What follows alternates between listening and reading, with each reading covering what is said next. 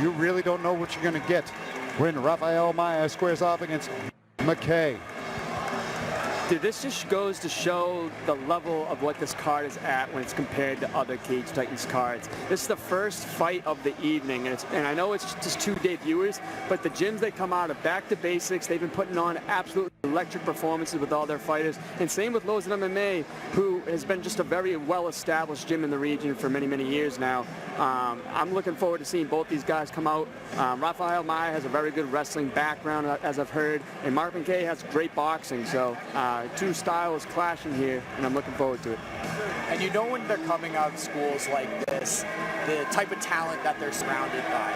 They're surrounded by high-level guys all the time. They're in there with guys that are competing at higher levels. So very good matchup here as far as the schools go. And what makes 0-0 fights so interesting is you don't know how they're going to react mentally. Yes, yes. That's such a big factor with the first fight.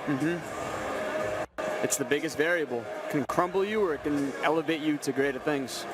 Yeah, with other guys that we've seen in here 10 times, we could say, yeah, he's super calm under pressure, or yeah, he comes out like a cannonball. With these guys, how are they going to feel their first fight? You get that tunnel vision, right? It is certainly an experience.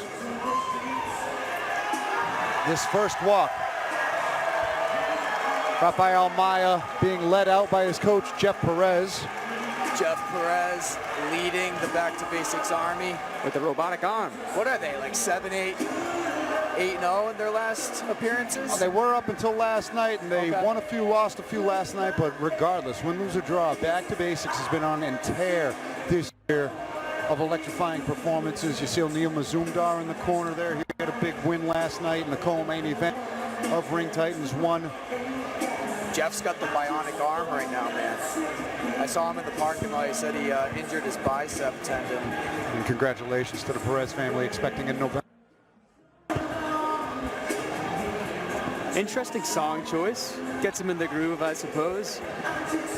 It always surprises me when this type of music gets you ready to fight somebody, but whatever works. Got the boss man saying this is song of the night already. He's feeling it. Whatever gets you in the mood, I guess. Right. I feel like he's about to cook us dinner or something. I don't want to know what he's about to do. Oh, man.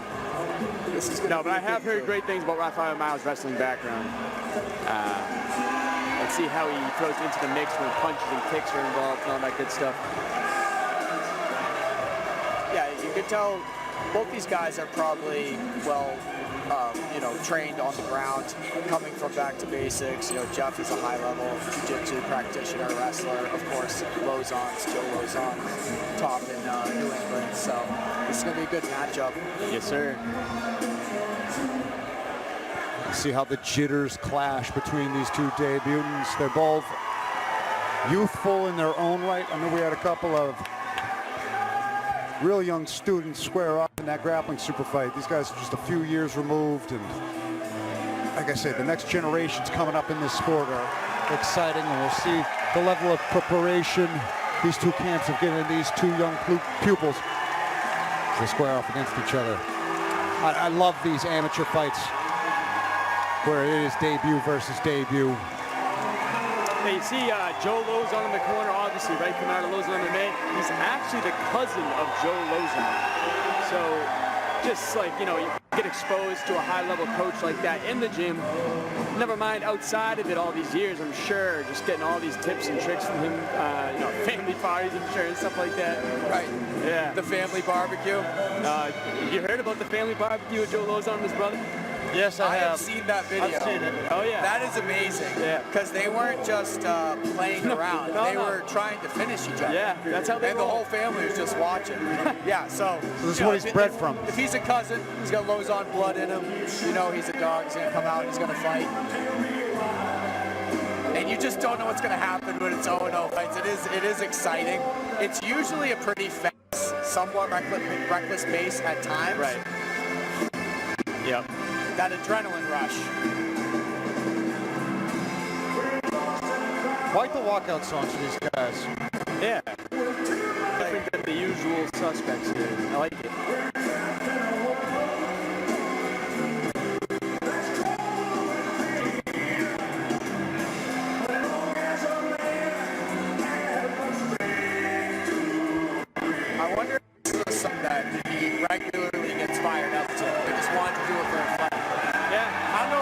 but with my walkout songs, I'll like listen to them in the car on the way to practice, like throughout camp. Visualize. Yeah, for sure. Same with me, man. I like walkout songs that have been in like a Tarantino movie as we await our tail of the tape for this first fight of the night, brought to you by Coop's Bar and Grill. Yes, sir. Our tail of the tape for our first MMA fight of the evening. Rafael Maya, 19 years old, and Mark McKay being 20. 1 inch shorter is Rafael Maya, 5'9". Mark McKay standing at 5'10". Maya at the limit at 156, Mark at 155, and Maya sporting a 72-inch reach opposed to Mark McKay at 69. Here's Andy to make our first fight of the evening official. I can't wait. Let's go.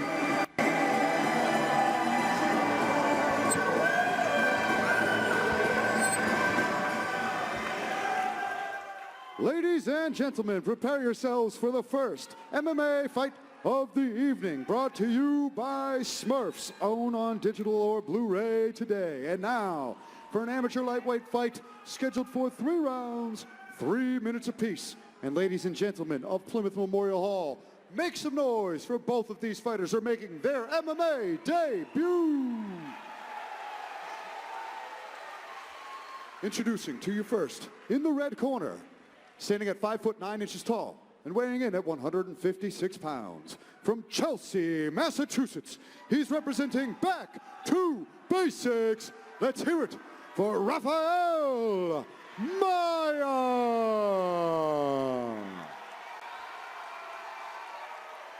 And now, introducing his opponent, standing across from him in the blue corner, standing at 5 feet 10 inches tall and weighing in at 155 pounds. From Plymouth, Massachusetts, he's representing Lozon MMA. Let's hear it for Mark McKay Jr. When the action begins, our referee in charge, Brian Miner. Here we go. First fight of the evening. We got Maya in the black trunks. We got McKay in the white and red. Let's see how fast this fight starts. Let's go. Both guys looking pretty composed for their first fights. I was noticing that. You know, McKay's having fun with the camera. Oh, Mark just landed a nice check hook right there. But they're coming out swinging. Oh, these guys are throwing.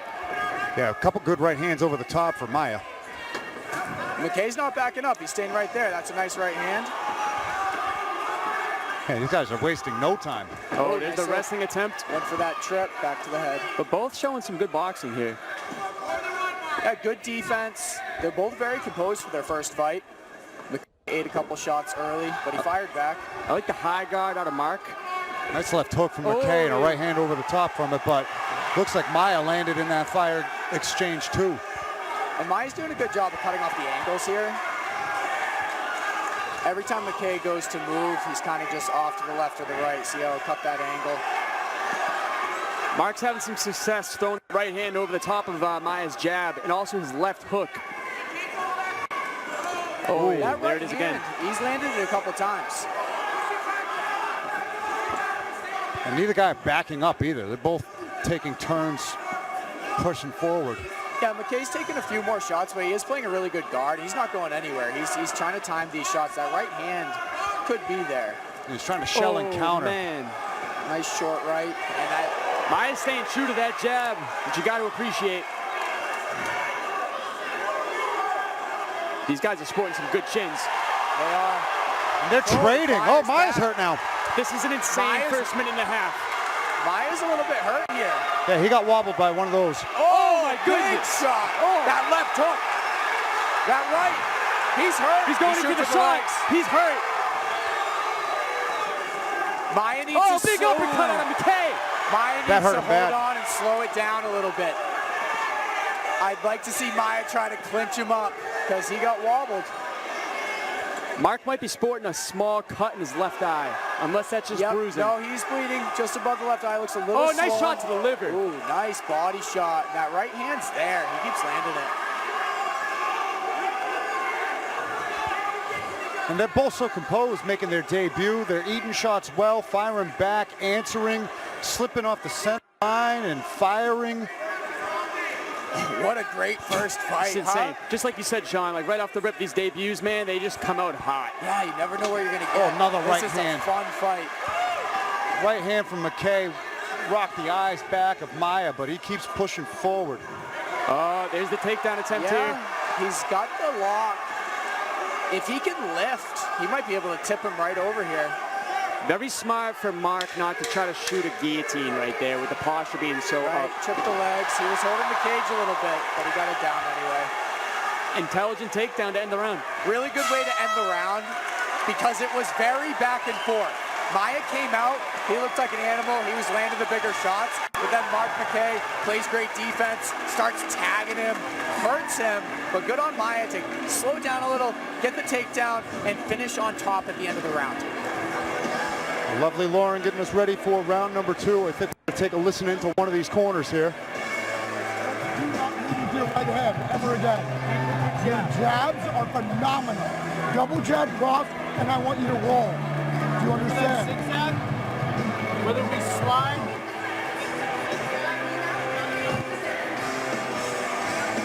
You gotta get off that center line. You're just sitting watching afterwards. You get what I'm saying? I'm watching your work. You are beautiful. Dude, and you won the round because of the takedown.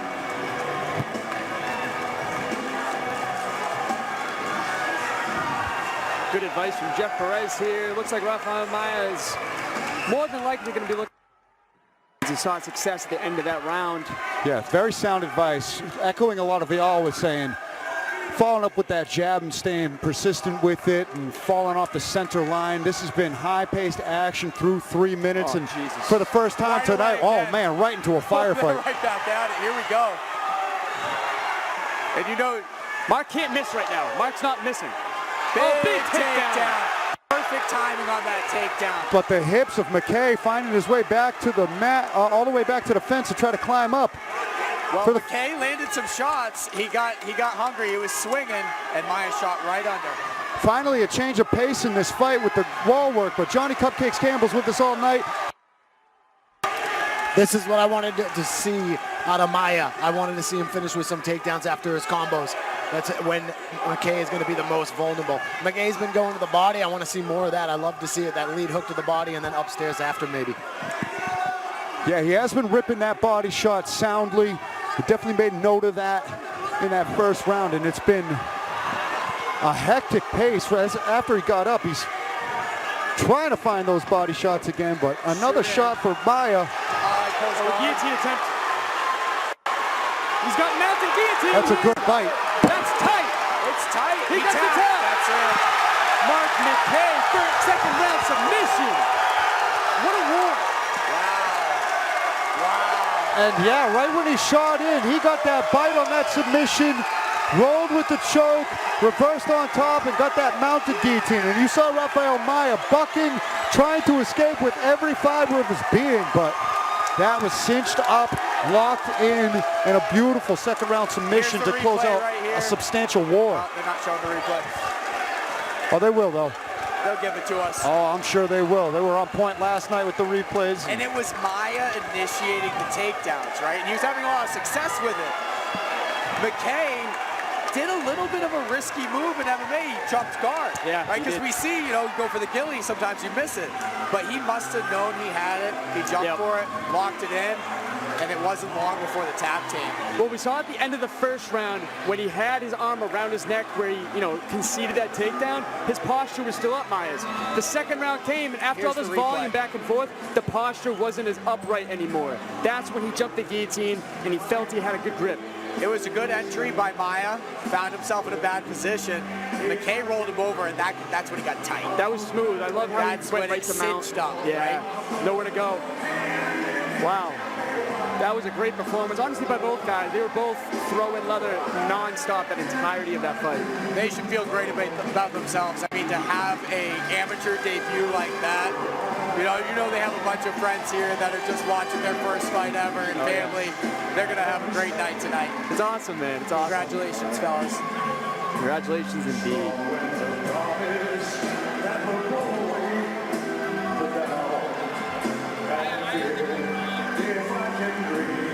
Now we're back to the slow jams. Yep. I dig it.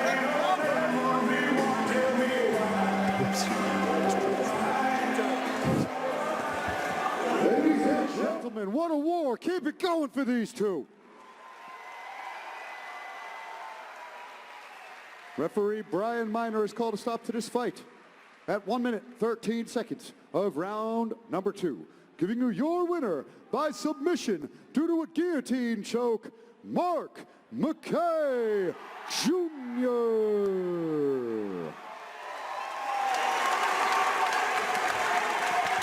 Oh man, what a way to start Cage Titan 73. That was just bonkers.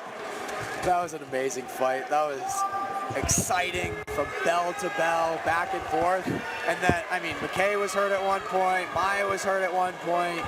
The cardio held up really well too. You know, Yes. Frenetic pace, and Yeah. these guys making their debut. They look seasoned in there. Even that guillotine was tight, and Maya was fighting out of it with every last breath that he had. So that looked like a not debut versus debut fight. not at all. And it's not like there was two guys just throwing haymakers. That was all technical striking, it seemed. Yes, slipping was. and ripping. It was a very technical. There was a good boxing exchange going on. Not a lot of kicks thrown.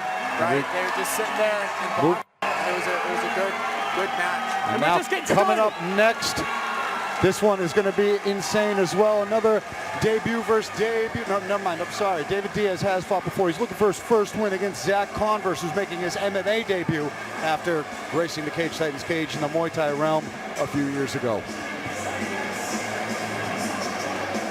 Yeah, Zach Converse, born and raised Plymouth, I believe. He's been dying to get in here and finally have an MMA fight. Yeah, and he's been training a lot with who was commentary last night, Maraza Pollard, Yep. World Muay Thai champion. And so you know he's going to have a great Muay Thai game. But let's talk about David Diaz coming out next.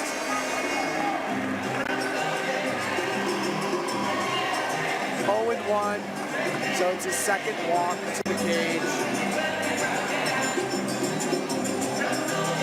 Coming to us from Lawrence, Massachusetts, representing Diaz's Shinryu Karate. Traditional martial artist background. Looks like everybody's grooving to the walkout song here. Yep, I dig it, I dig it. Certainly bringing the MMA experience edge in this fight, but Converse not a stranger to combat sports in his own right, so we should see another competitive amateur matchup here. Once Mr. David Diaz makes that inaugural Cage Titans walk and loop around, and he looks prepared and calm Coming out for of this Lawrence, scrap. Mass, as you said, man, they only breed tough warriors, so looking forward to seeing this here.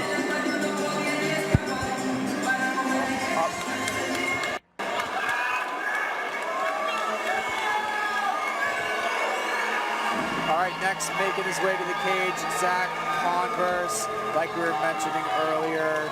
He's fighting out Daniel Gracie, trains a lot with Chip Maraza Pollard. He's a world Muay Thai champion. You know his striking is going to be high level, and I know Loco Lobo's been working with him as well, so he should be bringing some solid jiu-jitsu game to the mat as well.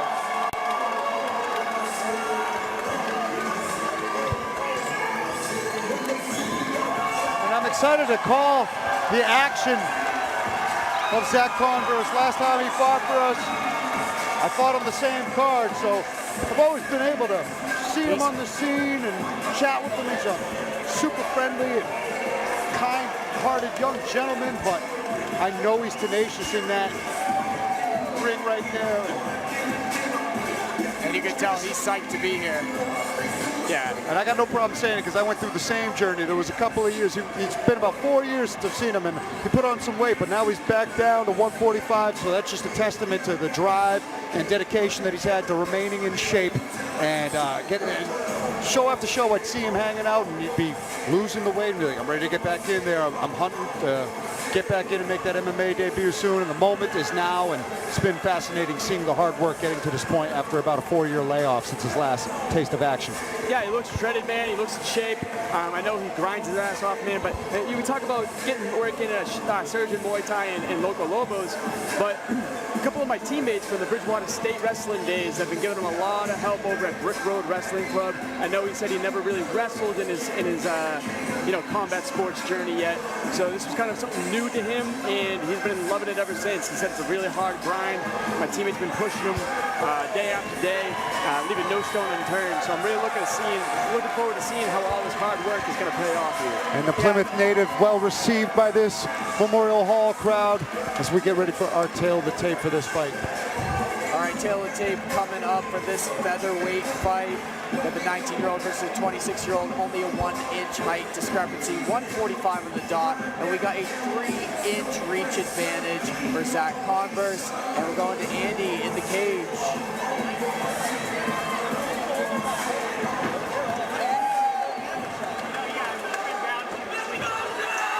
Ladies and gentlemen, prepare yourselves for the next fight of the evening, brought to you by R.J. Olson Plumbing and Heating. And now for a amateur featherweight fight scheduled for 3 rounds, 3 minutes apiece. Introducing to you first, in the red corner, with an amateur MMA record of 0-1. He stands 5 foot 9 inches tall, and he weighed in at 145 pounds. From Lawrence, Massachusetts, he's representing Diaz Shinru Karate. Let's hear it for David Diaz.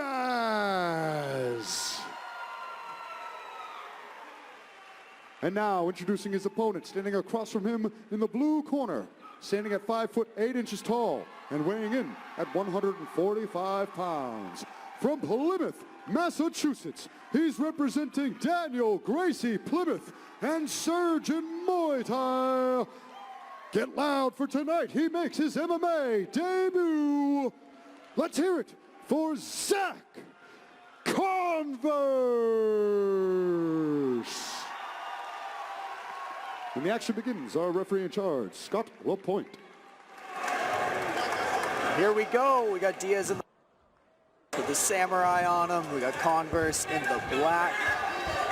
Yeah, one thing Zach Converse said leading up to this fight is that he really uses the crowd to enable him to fight a little bit better. He uses it. You can already see it with the intro. He fuels off that energy, right? You can tell. Ooh, nice leg kick right after it. Coming from that Muay Thai background, got the high guard here. Upright posture out of Converse. Oh, nice spinning kick.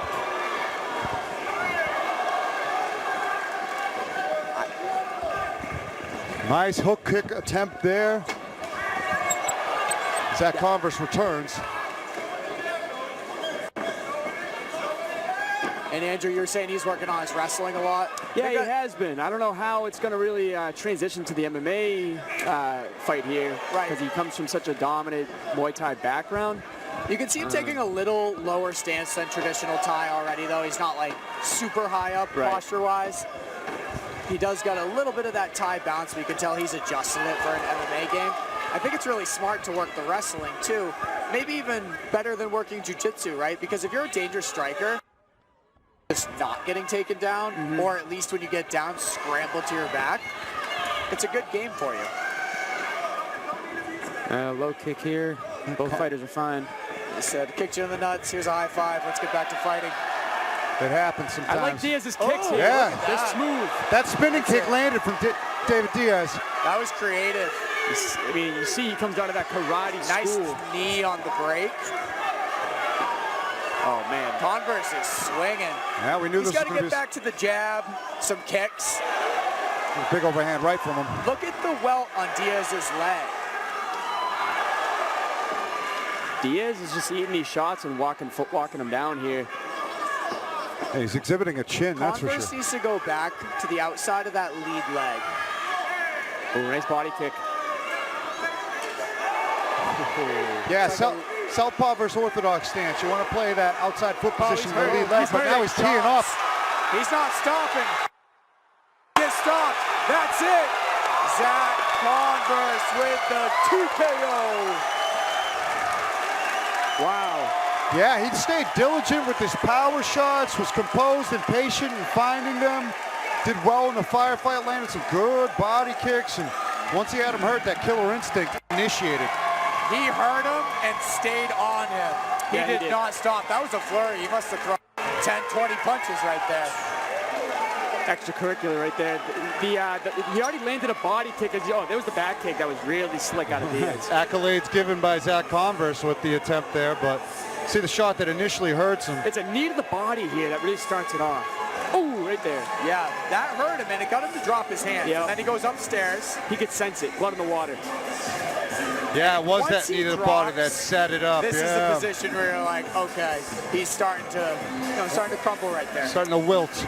The body shot took the wind out of his sails, and the crisp follow-up upstairs. It was job really done. nice too, going downstairs, getting him to drop his guard, but then immediately knowing that the guard had dropped, coming up and ripping those shots to the head after. Man, we're getting spoiled already to start this evening, are. man. 3 finishes, 3 fights. These amateurs are so good now. The last card I watched, I was so impressed watching these amateur fighters and how high level they've gotten. They just get better and better every show, Better man. and better. Every The year, sport every day. continues to evolve. It's unbelievable. I'm glad I'm retired. I'm good.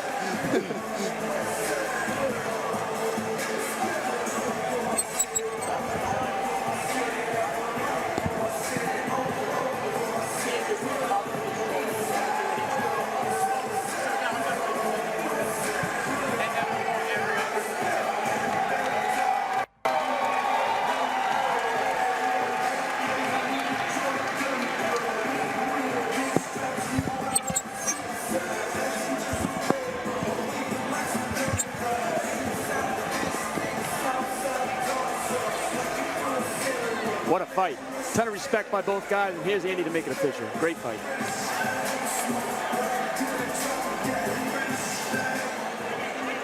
Ladies and gentlemen, let's keep it going for these two. Referee Scott LaPointe has called a stop to this fight at 2 minutes, 4 seconds of round number 1. Giving you your winner by TKO, Zach Converse.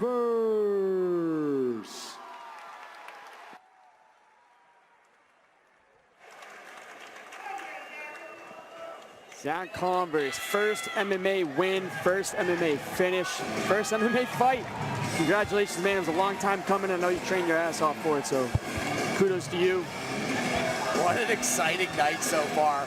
We're getting spoiled. Yeah, man. First 2 fights, absolute bangers. This fight was a little bit back and forth. Yes, it But was. Zach Converse rose to the occasion and looked phenomenal doing it.